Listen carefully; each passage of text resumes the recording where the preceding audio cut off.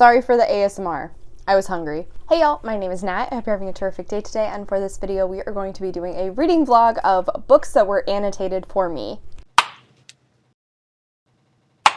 Before we get into anything bookish, however, make sure to hit like and subscribe down below, as well as tell me in the comments, have you ever read a book that was annotated for you? Have you ever annotated a book for someone? I want to know. So as I mentioned in my December TBR, I believe it was, I actually annotated a book for Christmas for a friend. The three of us, who I usually do my friend book club with, all decided that for Christmas we were going to buy one another books, annotate them, and then give them to each other and read them. This video came about because I'm really intrigued to see what this reading process is going to look like as I am going through reading the stories on top of having little annotations and commentary from my friends. The first book is Our Violent Ends by Chloe Gong. This is the second book in the These Violent Delights duology. I don't know if there's like a separate name for the duology itself, but yeah. So this is from my best friend Allie because the both of us read These Violent Delights and both of us equally loved it. So I've been very excited for this one and she decided to get it for me. She actually got me in the Barnes & Noble exclusive edition, which I think is supposed to have a little mini story with Marshall and Benedict, which are my two favorite side characters, so I'm very glad about that. Spoiler alert, I am actually already about 100 pages in. That's because I read this when I was on the plane flying back from visiting her, and the flight was about 4 hours long, so no. 3 hours. The other one was 2. Together it was 5. Wow, my math sucks. Thus far, I've already been really enjoying this. I love having her little comments, specifically when it comes to the tension between Roma and Juliet. Obviously, it's going to be kind of hard to talk about this book for this video since it's a sequel, but I'll try and keep it as spoiler-free as possible. Mostly, if I'm showing you any comments, I'll also try to make sure they don't ruin anything either. The tension's hilarious. Juliet is such a badass, and yet I love that she cares so deeply for her family and for others as well. I really appreciate the relationships she has with those in her family. If you are unaware, this duology is a Romeo and Juliet retelling set in 1920s Shanghai between two rival gangs. By the point we meet both of our main characters in the first book,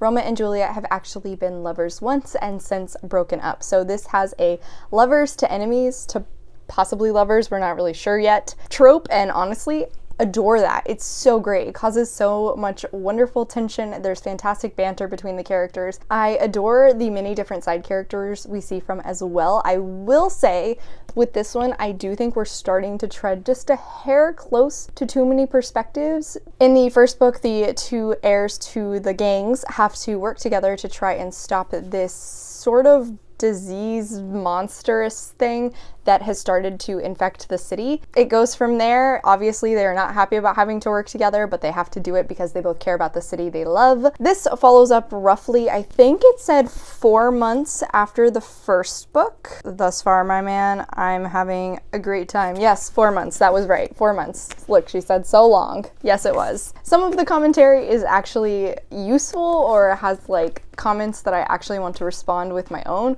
but others are just like funny comments like, oh shit, and I was responded with hell yeah. I have kind of slowed down because I'm starting to alternate between this and a few other books, one of which being the other book I was gifted, Well Met by Jen DeLuca. This one was given to me by my friend Catherine, who is a romance reader. I was really glad she got me this one because I know she mentioned it once, but I kept going back and forth because I couldn't remember if she told me not to buy it because she didn't think I would like it, or she told me not to buy it because she was planning to buy it for me. Clearly it was the latter. This is a enemies to lovers story set at a Renaissance fair in which these two people have to work together. Shocking, I know. Isn't that like the basis of every enemies to lovers rom-com? Simon has been working at this Renaissance fair for years. He is very serious. He is clearly the rain cloud, and our main character, what is her name? Emily, right. She has recently moved to the small town to live with her sister and her niece. Her sister was in an accident and she is helping to take care of both her sister and the niece. Her niece wants to volunteer at this Renaissance fair, but she's underage, so Emily has to volunteer alongside her, and she's not nearly as into this this as her nieces. It's really funny since I recently went to a Renaissance fair for the first time myself, which is a really big one. It's kind of hilarious that I'm actually starting to understand a lot of the things that are going on within this, because theirs is pretty small potatoes. It's like a volunteer fundraiser sort of situation. I know this is the first in a series, I believe, all set within the Renaissance Festival, and I think each book is just following a different couple. So if I like this, I may continue with the rest of the series. We will see. As you can tell, I'm already a little bit into this one as well, about 60 pages in. I think I'll put in a few of the very hilarious annotations that my friend Kat has done so far. Right out of the gate on the title page, my favorite is annotated by yours truly, spell checked by no one, so good luck. One thing I am enjoying so far is that we're still pretty much staying in enemies territory. There was a slight moment of bonding, and then quite quickly they backtracked right into enemies territory and antagonizing each other once again, and I love it. It's very fun. Also, our main character in this, Emily, is a book lover herself, which is just great whenever you can relate to a character like that. Like I said, this is going to be a reading vlog. I have no idea how long this vlog is going to last. I have no idea how this is going to be formatted, so good luck. I really hope this is entertaining for y'all. Hey guys, a long time no see for me, probably not for you, but I am at 279 in Our Violent Ends, and it's gonna be really hard to talk about this book without giving spoilers since it's the second book, but I can still sort of fangirl, so let's do it. The tension between Roma and Juliet, it's impeccable. I love that this is truly enemies to lovers. Actually, it's lovers to enemies to lovers, which just like makes it all the better. The banter literally goes back and forth between flirty and then holding a knife to one another's throats. I adore it. It also alternates in terms of both of them having to rely on one another to figure out what the heck is going on in their city, then trying to stab one another in the back. Lots of knives involved. Across the board makes for such a emotional, fun, dramatic ride. I think my favorite comments from 𝗖cie so far are definitely whenever she points out little moments between the characters where one of them will do something romantic and the other is like, what is happening right now? And she always says, Your Honor, they're a moron, in some kind of a variation. It's my favorite thing ever. Every time she does it, I crack up. Something I liked in the first one, but I think is a lot more prevalent in this, is the political aspect. Since both Roma and Juliet are the heirs of big name gangs, there's a lot of politics involved, particularly since it's 1920s China, and there's also the issue of communists versus nationalists. Plus, there are many worker strikes going on in the background as well, and that all is making the lives within the gangs really complicated, as well as causing issues between the gangs. There's also so much subtle comedy, specifically in Juliet and Kathleen's perspectives, I feel. And I don't know why, but 𝗖cie highlighting it and bringing it to my attention just kind of makes it all the funnier. It's sort of like when you're laughing at a joke and somebody else starts to laugh with you, so you laugh harder. That's what it feels like. Since this is the second book in a duology, which is a retelling of Romeo and Juliet, obviously, I kind of have this constant concern of what's gonna happen next, what is waiting for us around the corner. And I really love that there are so many little moments where 𝗖cie will just be like, oh no, oh no, oh no, because that's how I'm feeling. It perfectly encapsulates how I'm feeling too. Gong has showed us that she is not afraid to brutalize our characters, and it makes me really scared for where this is gonna end up going. We've already had so many dramatic reveals and moments so far. And the Tybalt character, his name's Tyler, and I hate him with my entire being. That's my other favorite thing that 𝗖cie points out, is literally just shit-talking Tyler constantly. It's fantastic. With the brutal moments, something else I think is just kind of adorable is 𝗖cie actually would put trigger warnings on those chapters for me. You're a sweet soul. I love you. On top of me adoring this book, I'm also just constantly anxious every time I pick it up. It's really hard to make myself stop reading. It's really hard. I'm loving this so much. It's been a fantastic follow-up so far. I'm really scared about where the next roughly 250 pages are gonna lead me. We'll see.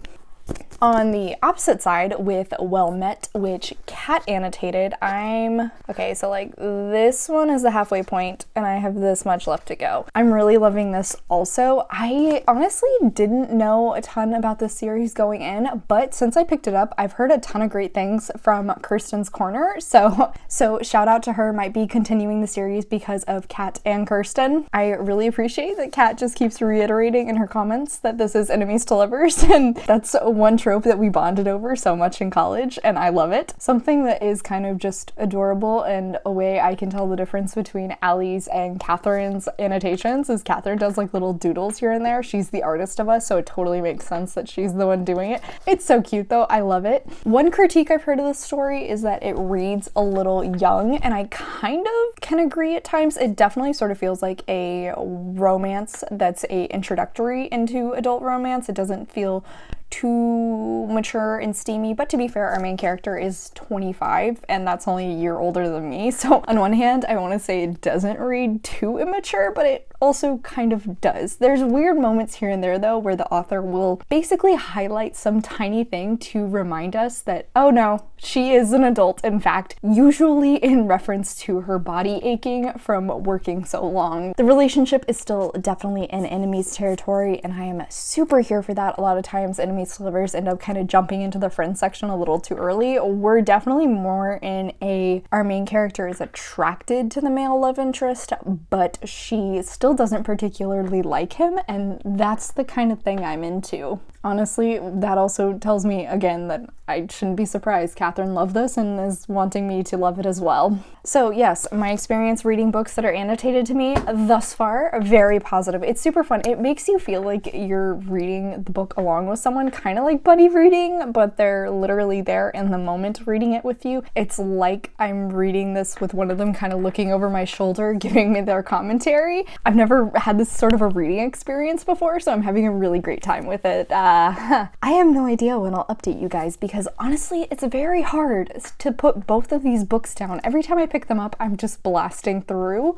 I'll try to update you again before I finish them. Hey, what's up? Hello. It is me on my lunch break and I am at 2:43 out of like 3:15 and Well Met. So if I don't update you now, I probably won't update you before I finish it. And I promised I would. Thus far, still having a great time. We're officially kind of transitioning into the lovers section. So Catherine and I's comments going back and forth within the book are purely just tons of hearts and sweet and cute and love. And oh my gosh, it's been really adorable, pretty toothaking. I've had a really fun time into this point. I like that we stayed in the enemy section for so much of the book and now we're kind of like just jumping full force into romance, and I'm here for it. Something else that just doesn't even really have anything to do with the main pairing in this book, but I love that we're talking about in the annotations, is that there's a side character named Mitch, and both of us love him. Catherine constantly is always pointing out anytime he comes up that she adores him, and same, honestly.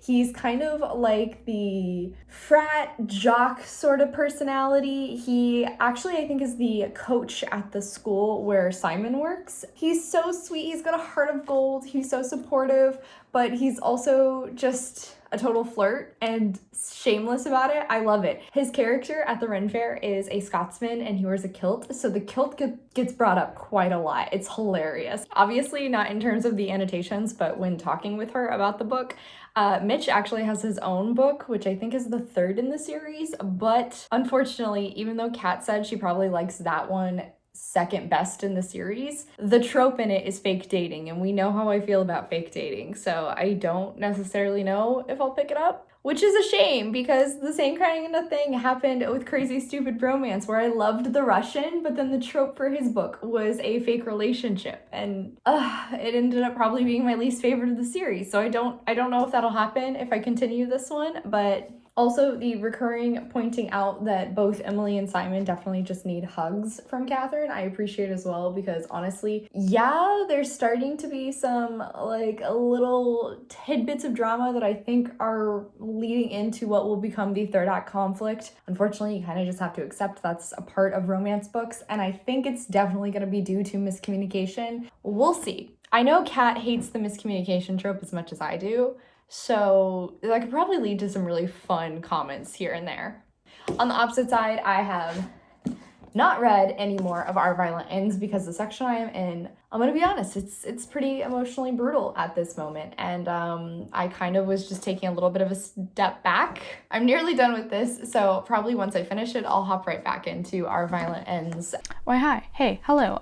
So I am at 347 out of nearly 500 for Our Violent Ends. I'm in the home stretch. I'm going through. I'm nearing the end. If this was actual Romeo and Juliet, I'd probably be around the area where we're starting to ramp up into the suicide pact. I know it's not actually a suicide pact, but like, let's be real here, that's kind of how it feels and reads. There was a chapter in this that managed to make me gasp, like a literal jaw-dropping gasp, screech in happiness, and cry a little bit, all one chapter. I'm still impressed with that she managed to do that to me. And I just adore these characters so much. I love them. Roma is such a soft boy, and I'm here for it. Juliet is just hardcore badass, and I really appreciate with her, it's gonna be so hard to be spoiler free, I really appreciate with her that Chloe Gong has utilized her in a different way from the original play, which is just pulling this away from the original text that it was based on, and I love that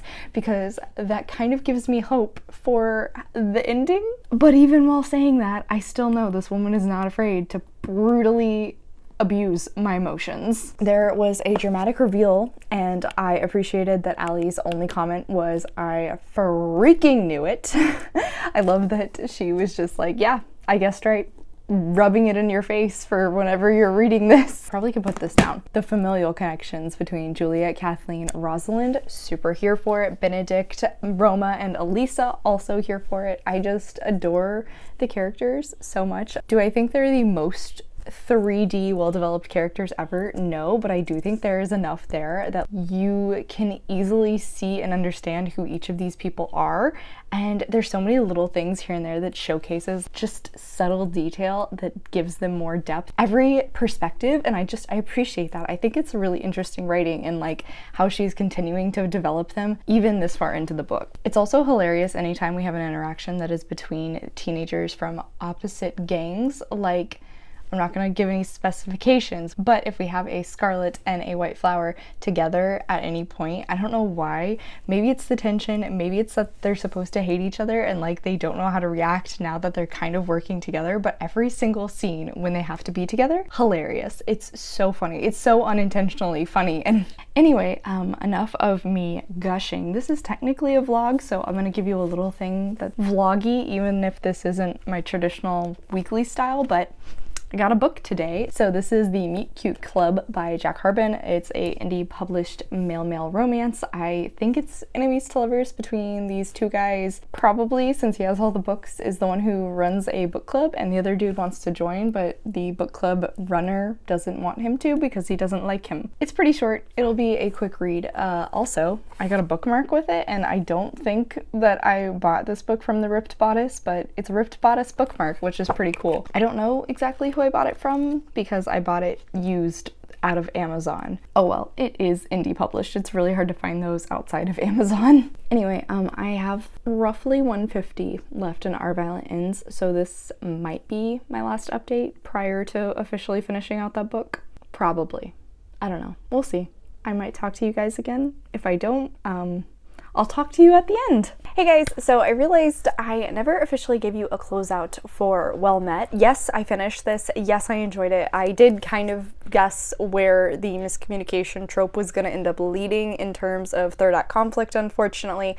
I think it kind of annoyed me a little bit more than Catherine after talking things over with her, but I think it's just because I was starting to identify with Simon, whose perspective we don't actually see from. I didn't really like that in terms of the conflict. It seemed like all of the negative things were in Simon's direction. No, that's not how conflicts like that work, and that's not how miscommunication works. So, like, it's a two-way street, yo. But ignoring the third act drama, I still really liked this. It was very adorable. I loved the grand gesture moment at the end, particularly in terms of Catherine's commentary, because it was definitely a public grand gesture PDA sort of moment, and she hates those. Like, they make her so uncomfortable. She gets very bad secondhand embarrassment. So naturally, I could imagine all of the uncomfortable facial expressions she was making while reading this and cracking up. Oh, it was perfect. I loved it. I enjoyed this across the board. It was a very fun read. Probably gonna continue the series. But,